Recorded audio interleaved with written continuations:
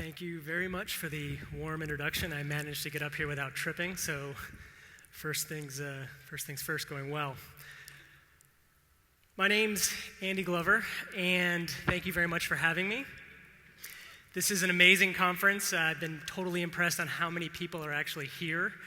I was commenting last night when a couple of the guys took me out, and they said that there are 3,600 developers that attended this conference. When I joined Netflix, I think there were 2,000 people total in Netflix. So it's quite impressive that there are more people in this room than there were at Netflix when I joined. And it's great to be in Kansas City. I've never been here before. In fact, I didn't even know I was actually in Kansas. I thought I was in Missouri. So the risk of sounding really stupid. So my daughter's like, "You're going to Kansas." I was like, "Silly you, it's Kansas City, but it's actually in Missouri." Turns out I actually am in Kansas, so I'm really confused. And then I would like to point out that the couple of associates who took me out, they took me to Joe's Barbecue in Kansas City.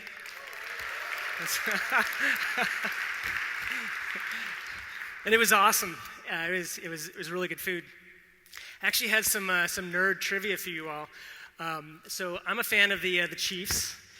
And anyone here a fan of the Chiefs? And I'm a fan of the Chiefs because there used to be a running back, Christian Okoye, the Nigerian Nightmare. But here's the funny thing. How I learned to love Christian Okoye was playing Super Tecmo Bowl in high school.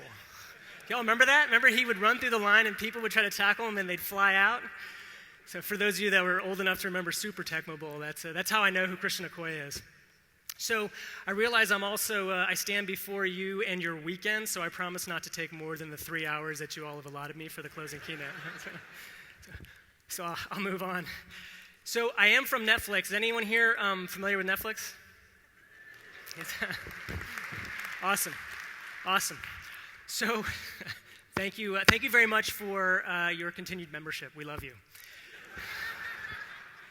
So I'd like to talk about global continuous binging, or really how we facilitate it at Netflix. And I hope to leave you with 3 takeaways that will hopefully get you thinking about how Cerner can also facilitate rapid innovation and continue to dominate your market.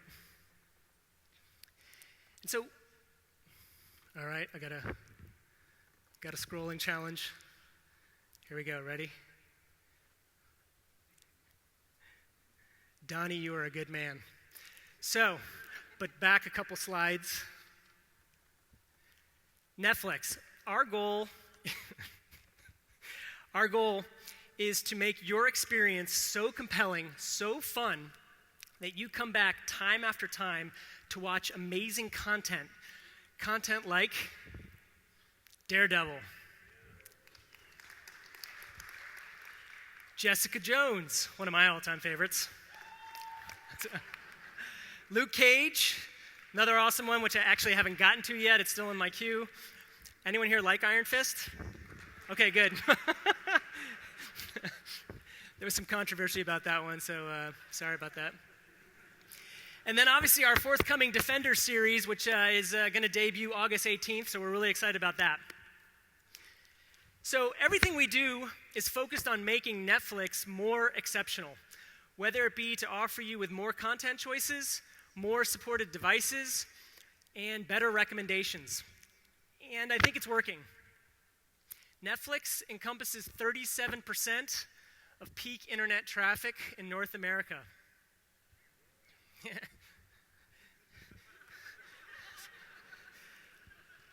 And so, as I alluded to, when I started at Netflix, there was only about 2,000 people. We actually have more than doubled since I started. But still, Netflix is not a large company. And we've been able to achieve a whole lot of amazing things based on our people.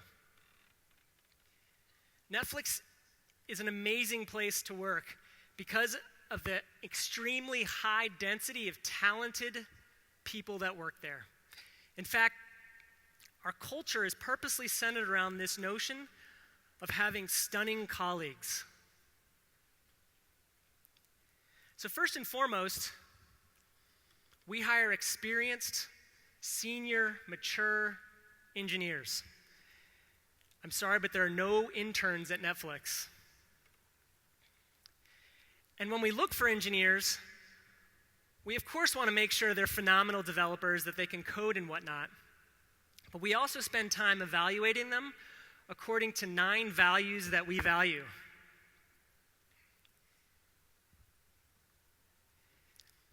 We seek to hire individuals that can communicate, are innovative, passionate, they practice sound judgment, they're impactful, they're curious, they have courage, and they're selfless.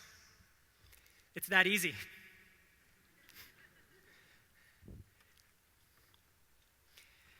Now, every company says that their employees are the best, and I believe them.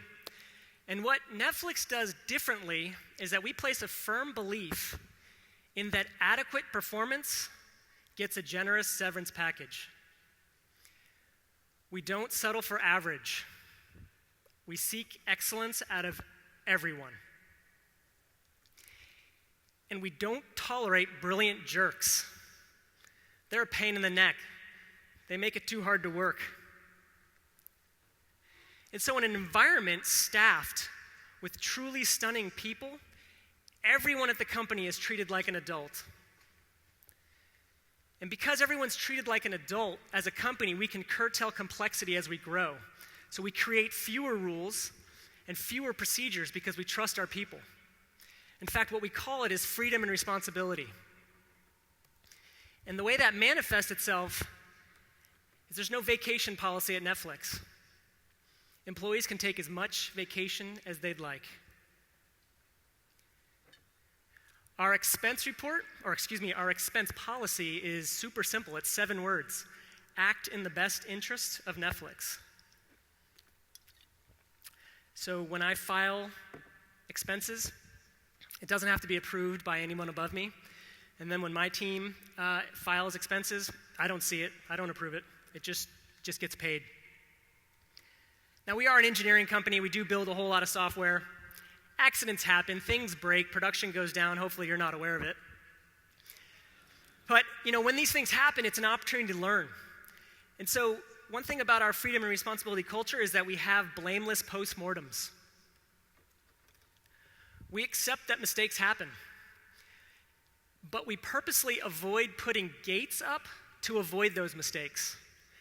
We move fast and we accept that sometimes things break, but we quickly fix them and we move on and we learn from it. So we build teams that are a lot like professional sports teams. Leaders at Netflix hire, develop, and cut smartly so we have stars in each position. This allows us to increase our talent density, and we're able to do it without being cutthroat. We're a team, and we each pull, everyone together. I'm not out to get you, and you're not out to get me. And in fact, the way that also manifests itself, there are no annual performance reviews at Netflix. We just don't compete with each other. We also pay top of market. We don't have bands, so to speak, at Netflix where you're in a pay grade. Your economic security is based on your skills and your reputation. And what I find fascinating is that, these values, they tend to correlate with this infamous 10x developer. And I say infamous because a lot of people think that there's no such thing as the 10x developer. And those people are wrong, because I have an entire team full of 10x developers, and we work closely with other 10x developers. Netflix has 2 campuses for the most part. There's a little asterisk there. But all engineering is done in Los Gatos, beautiful Los Gatos, California. We do have an office in Hollywood, but there's no engineering there. Those are the people that buy content and increasingly produce content. And as we've grown as a global company, we do have a few offices worldwide, Tokyo, Singapore, and Amsterdam, but there's no engineering done there. So my point here is that all engineering at Netflix is done in Los Gatos. There are no remote employees. We move fast, and we really, really value face-to-face communication. The cost of remote employees is too high. And we recognize that for such a system to work, we'd have to be all in with it. Otherwise, it just doesn't scale. The few people that are not in the office would lose out. So consequently, we require everyone to be in California. I'm not from California, I'm from Virginia. I'm used to this humidity. I moved out to Netflix 4 years ago, and I've never looked back, and I also do not miss the humidity. If you haven't been to California, it's worth it. Just don't try to buy any real estate. So earlier last year, we launched Netflix in 130 additional countries. So this has made Netflix a truly global company. We have over 100 million members around the world who are watching more than 125 million hours of TV and movies per day. Thank you for that, by the way. And to support this massive growth, we rely heavily on AWS. In fact, we're 100% in AWS. And we leverage AWS across the board, but primarily, obviously, compute, EC2. We leverage S3, SNS, SQS, CloudTrail, RDS, and a ton of other amazing AWS services. We have hundreds of thousands of instances throughout the globe in various AWS regions. 50% of that fleet turns over during the business day. We regularly and purposely fail out of AWS regions just to ensure that we can tolerate a legitimate catastrophe. Anyone remember when there are AWS people in the room? I'm not picking on you, I promise. But do you remember when AWS had that S3 outage a couple months ago? Netflix members were unaffected. Hopefully you guys noticed that part too. You were still able to watch Netflix. You're welcome. So, oftentimes, people are like, oh, Netflix, those guys are a unicorn. You know, they were born in the cloud. They've got everything. We can't do it like Netflix does it. So, I'm here to tell you that, first of all, we weren't born in the cloud. And in fact, for those of you old enough to remember, Netflix is actually older than AWS. We were a company before AWS even came around. And this is, I think, what you'll find interesting is that before we went to the cloud in 2008, we also, just like every other company in the world, were in a data center.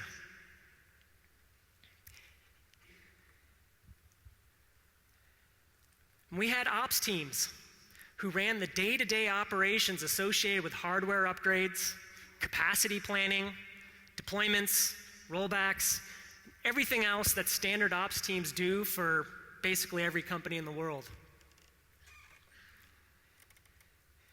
And just like every other company, there were a whole lot of firefighting just to keep those systems running and updated.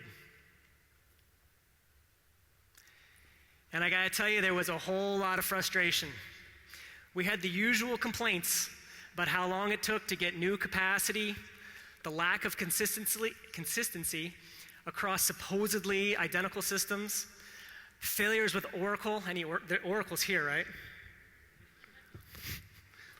But Oracle never fails. Oh gosh, I'm gonna get in trouble. Can we delete that part? I love Oracle.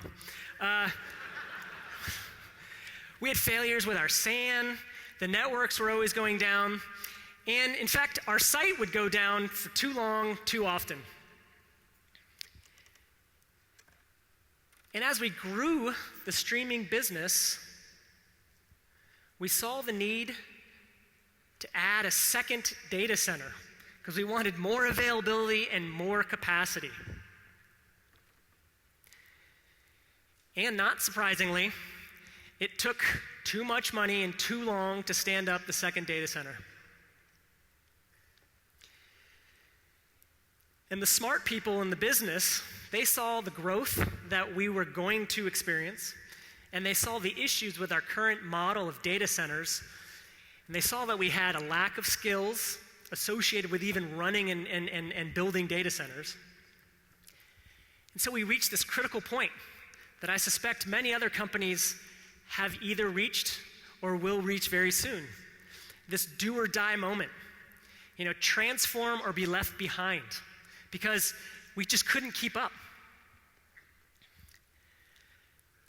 Our CEO, Reed Hastings, Netflix is a developer-oriented culture, and it's largely because of him. He was the CEO and founder of a company called Purify in the 90s. For those of you old enough to remember, Purify built a C++ memory profiler. He was the guy that built that. And so having your CEO as a developer, it obviously affects your culture. And around the time when we were, building this data center and seeing growth go through the roof, Reed started advocating that we take advantage of the undifferentiated heavy lifting of AWS. That is, let AWS handle the drudgery of running a data center. Let Netflix focus on building an amazing streaming experience for our members.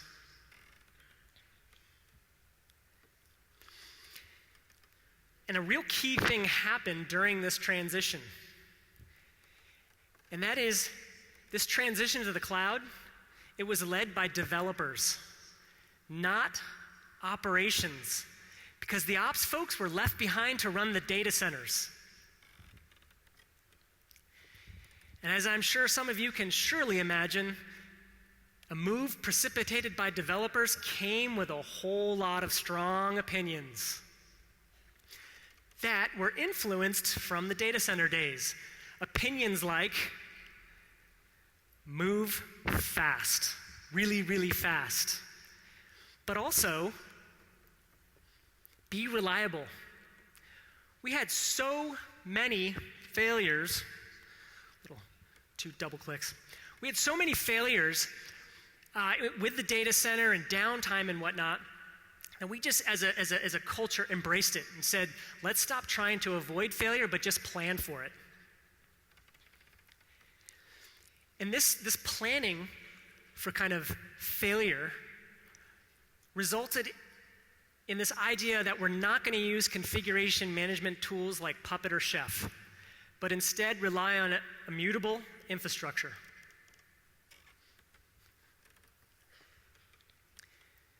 And what that is creating snapshots of, let's say, VMs and copying those VMs to different environments, because that ensures that consistency that we could never see in the data center. But there's more. We also built a model to represent our view of the world. We have applications that are made up of clusters, and those clusters are made up of server groups, or in AWS lingo, auto-scaling groups. If you're familiar with AWS, their highest construct in their infrastructure world is an ASG. An ASG is pinned to a region, which is fine if you're in one region, but if you want to be multi-region, if you want to be really resilient, you're going to be in more than one region. And so you need some model on top of that. So that's this idea of clusters. And then clusters span the globe. And then obviously an application can have many different clusters. And in fact, I'm getting a little ahead of myself, but the first tool we built to manage that was called Asgard. Lo and behold. And we also came up with a consistent naming pattern. This was also key, is that the naming pattern is derived from cloud assets, not stored in some database. And so interestingly, as the company strategically focused on the cloud, we didn't form new operations teams, but instead, we moved select ops folks into the dev teams. And this led to a new reality for Netflix, that all teams own their own destiny. To this day, there is no centralized operations or DevOps team at Netflix. There's no release team. There's no ops team that handles production environments. Remember this slide? 37% of the internet.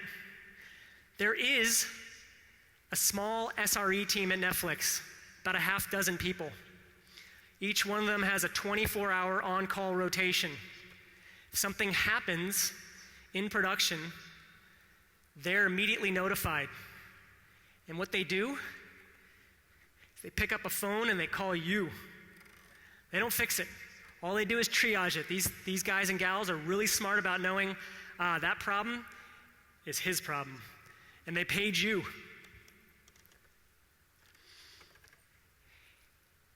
And think about that for a second. When your service has a production issue, you're the one holding the bag. You're the one who's accountable to fix it. You're the poor guy or gal that gets paged at 4 a.m.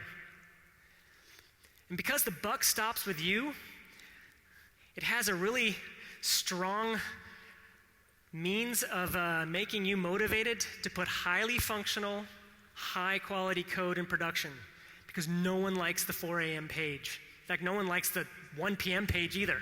No one likes pages in general. And so another aspect that kind of fell from that new reality, in fact, you said it earlier, but as we started moving to the cloud and every team owned their own destiny, teams started building tooling for automatic deployments. They automated the crap out of everything. That's a great quote. Did I get that right? Was crap the real word that was used? Okay, all right, good. PG conference, I like that. And actually, there's a great quote that kind of captures this moment by a guy named Adrian Cockcroft. He used to work at Netflix. He's now a VP at AWS. And this captures kind of, I bet some of you are going through this right now. The quote is, developers used to spend hours a week in meetings with ops discussing what they needed, figuring out capacity forecasts, and then writing tickets to request changes to the data center. And now they were spending seconds doing it in the cloud. And so once that kind of reality set in, then they started automating the crap out of everything. And these developers and pretty much all of Netflix immediately became just fascinated and realized the benefits of continuous delivery.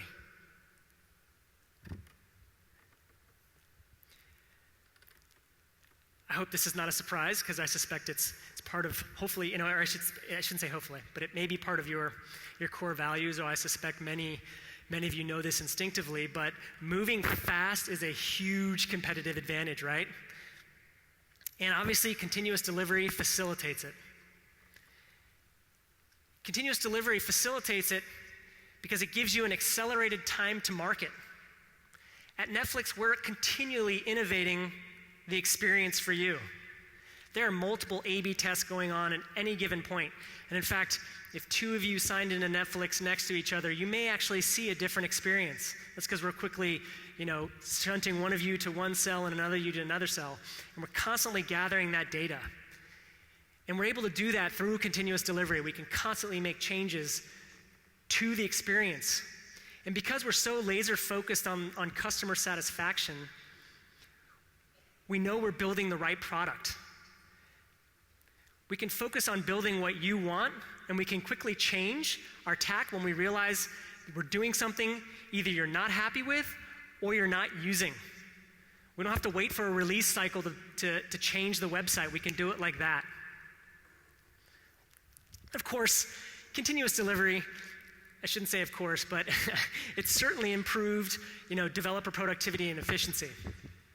And so as we made this journey to the cloud and everyone's automating everything, we kept innovating across diverse teams in terms of the tooling that we would build. One tool being Asgard.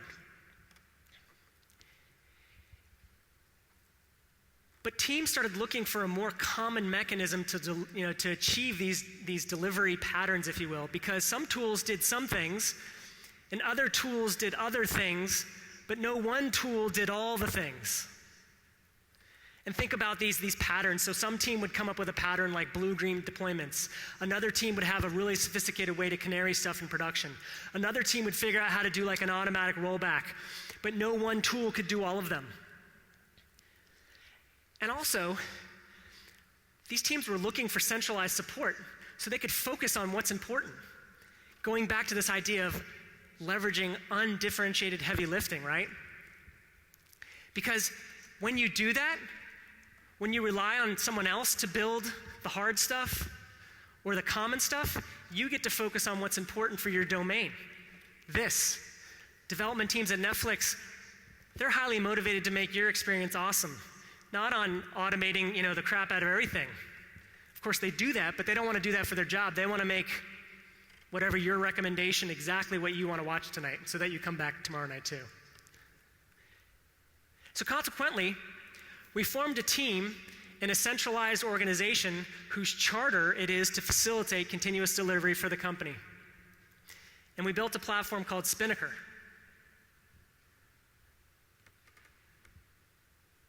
I really like the title Spin to Win. I'd never thought of that. It's awesome. So I'm going to use that at some point. Thank you very much. So Jez Humble, he wrote a book about continuous delivery. Anyone read it? I did not see it in your library last night.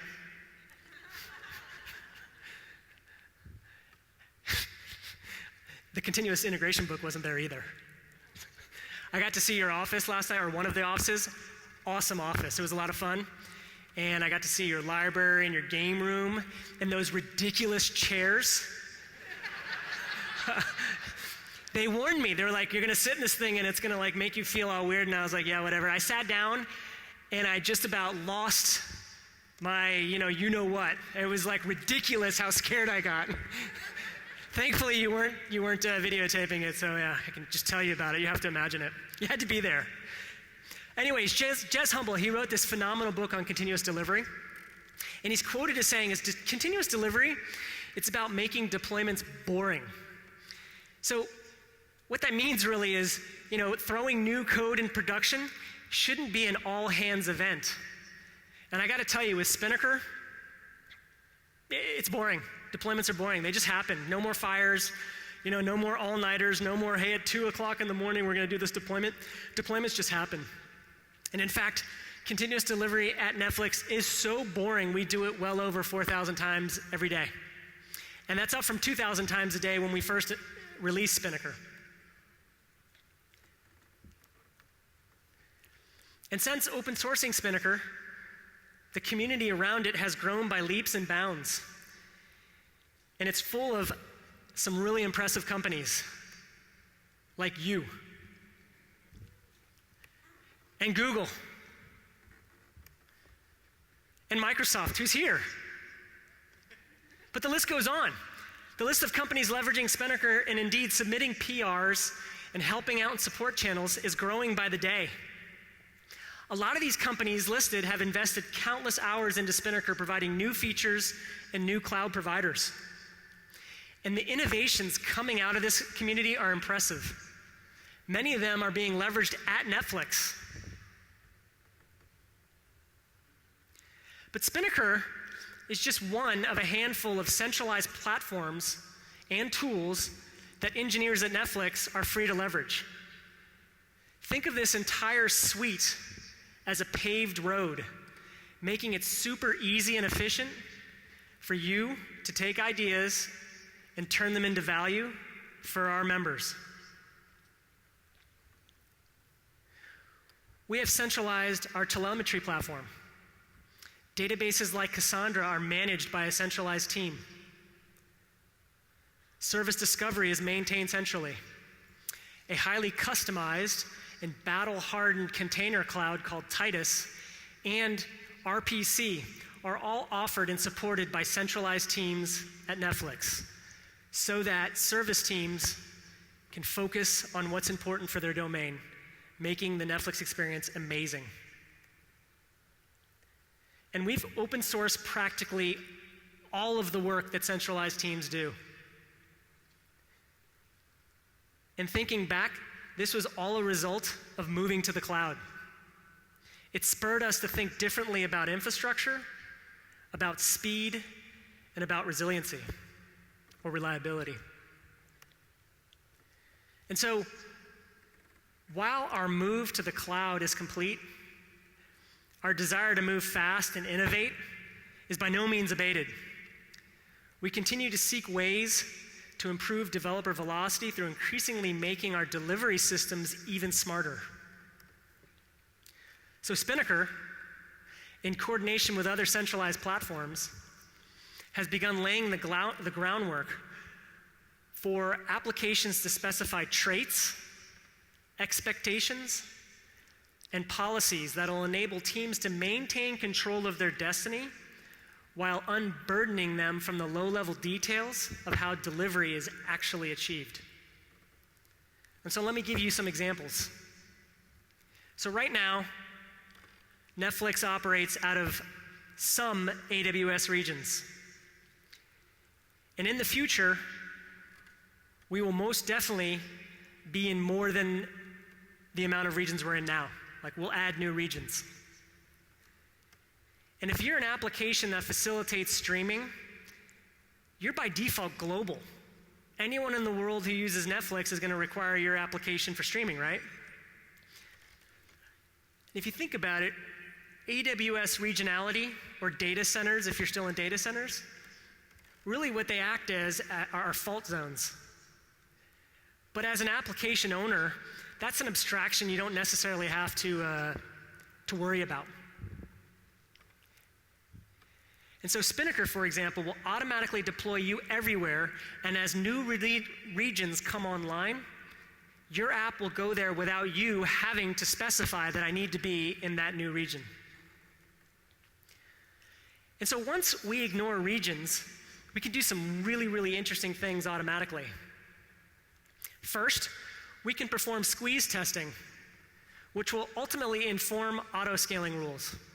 Squeeze testing is the idea of standing up an app and just banging the heck out of it until it falls over, and then backing off slightly, and then taking metrics where this is the breaking point of this app. And if you're familiar with AWS auto-scaling rules, that's how you basically take an ASG and grow it from one instance to n instances. Is you tell AWS through rules, when my CPU usage comes like this, or I get this many RPS, fire up a new instance. Right now, that's all done manually by teams. They figure it out. But intelligent systems like squeeze testing can figure it out for you and automatically create your auto-scaling rules.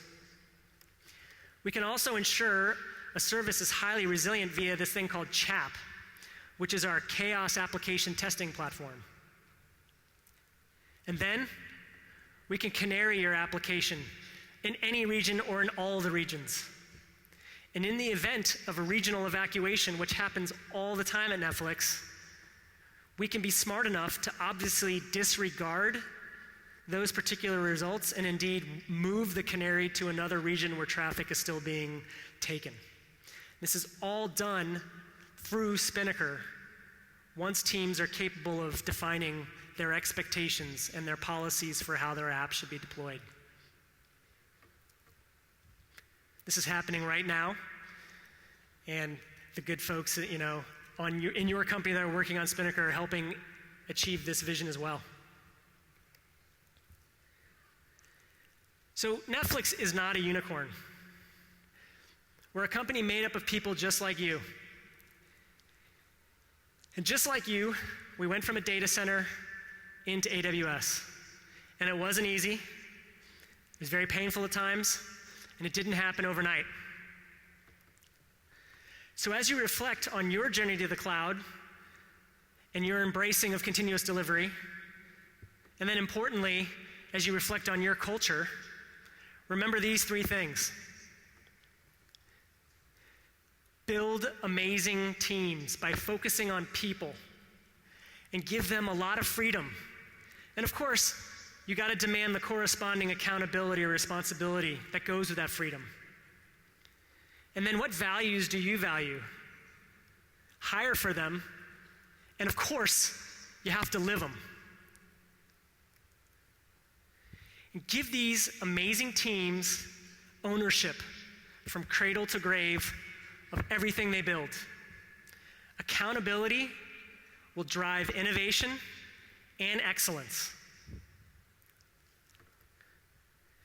And finally, Realize that investments in decentralized teams can provide exponential returns on value because it means the other teams can focus on business domains.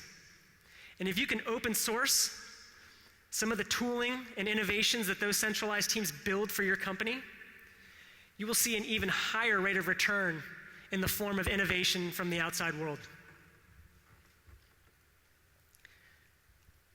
So we have this culture deck online, and I highly recommend you read it, because it outlines in great detail how our company operates. And I've really only touched on a few of the points, the salient ones. But this is a fascinating culture deck. I know when Netflix started recruiting me, I was like, ugh, a public company, whatever. I'd always been in small companies. I had started some companies.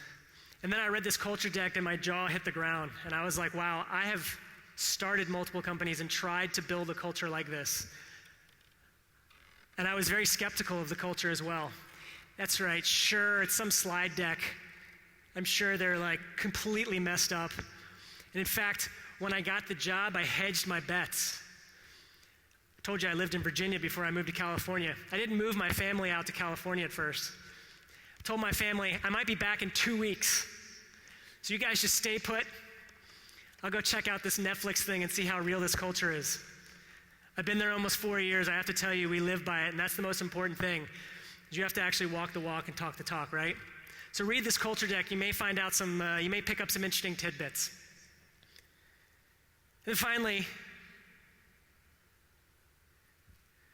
Netflix is a lot of fun to work at because we get to do cool things like produce just really fun content. Here's the trailer for The Defenders. I hope you guys enjoy this. Some of you may have seen it, but it's fun to work at a company that's able to put this stuff together. You have interrupted a citywide investigation. You stole evidence from my crime scene. And you got my one lead killed. I was trying to help him, but you didn't. Jessica Jones, stop talking. Who the hell are you? My name is Matthew Murdoch. I'm your attorney.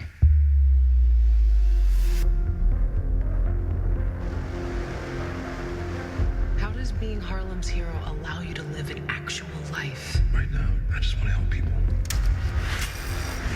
I think there's someone that you need to meet. Hey, what are you doing in there? Who are you? Who are you? How come you can't be hurt? What's the deal with that fist?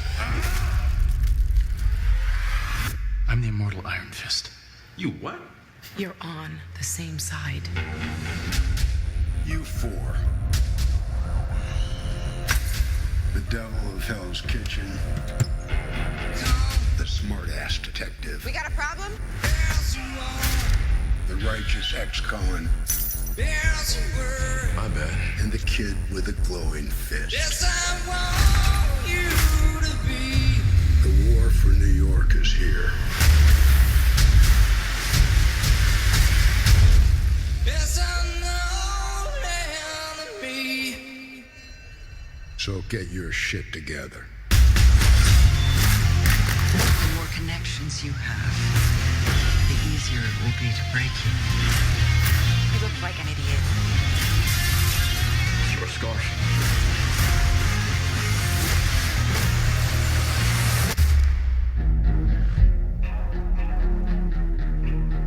We make quite a team. No. What are you talking about? Bulletproof. Blind ninja. Whatever it is you are. Classy. I'm so excited.